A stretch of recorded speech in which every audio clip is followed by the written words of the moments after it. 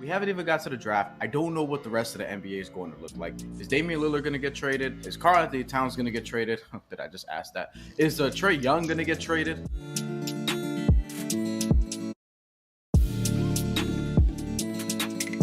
He put on a lot of muscle mass. He was 247, 8 pounds lighter than he's going to be for this fight. They're going to whiff on a lot of different things because throughout the entire time Damian Lillard's been there, when has Portland ever gotten free agents? Jermaine Franklin, on the other hand, was about 257 when he fought Dillian White in November. He slimmed down to 233, which means he's probably planning to take this fight to deep waters. That being said, I still would lean an over on the rounds. And when they whiff, the formal request will be submitted.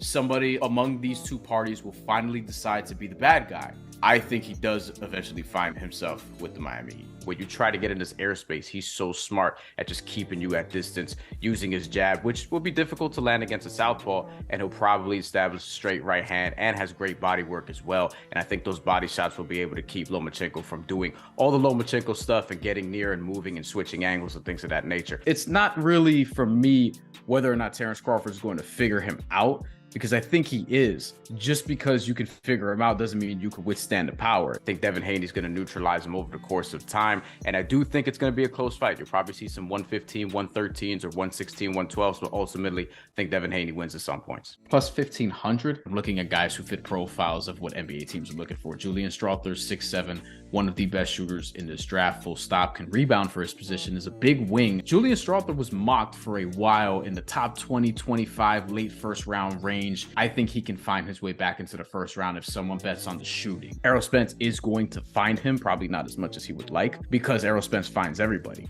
But Terence Crawford has a chin. I rather sprinkle on Canelo winning rounds 9 through 12.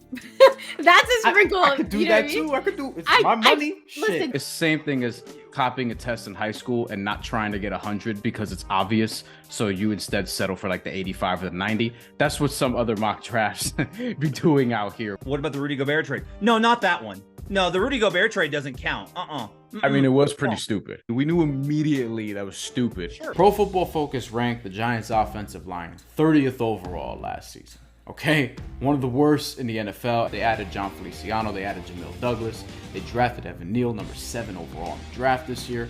So it looks like Saquon Barkley is in position to respond. So it's just a matter of him being healthy. And if he's going to be healthy, I think that he'll get 900, perhaps even 1,000 rushing yards again, which would be the 3rd time in his career. At plus 460, maybe Nikola Jokic is just that unstoppable. Maybe his 2-man game with Jamal Murray is just that unstoppable. The depth, if they can figure out a way to bring Bruce Brown back, which Michael Malone, perhaps inebriated, said that they're going to do at the parade. I'm taking Crawford by decision as my main pick for this fight. It won't be my only bet because I'll look at some other things to bet, and I'll probably wait after the first couple rounds, see if I can get Terence Crawford live for that extra value. The St. Louis Cardinals do not have the shortest odds. That will be the Milwaukee Brewers to win the division, but I still find them more reliable. I'm taking them at plus 210. They have been 500 every single season since 2008.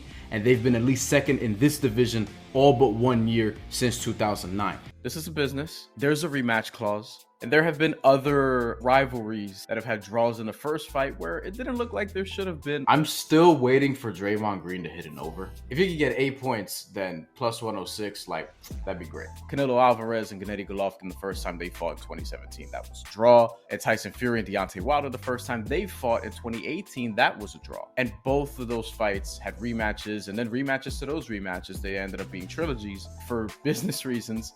It would be advantageous if this were a draw. Plus 1,800 is worth it because it's very realistic that can happen. Bilal Coulibaly, he has what a lot of NBA teams like in terms of being a big-ish wing who has a lot of tools you can refine, that if he really develops the way he could be one of the best players in this draft. And right now, for him to be a top 10 pick, Bilal Coulibaly, that's plus 210. The Heat were also underdogs against the Knicks. Now, that swung after winning game 1 at the Garden, but it was still very close the entire way. I will remind people that as the Heat sit here, they are 8-3 in the playoffs, 5-3 straight up as underdogs, not against a spread, just straight up winning. It's kind of like Marlo said on The Wire, do it or don't, I have some place to be. It's kind of where I'm at with the NBA offseason. Bet with your chest, bet responsibly. Peace.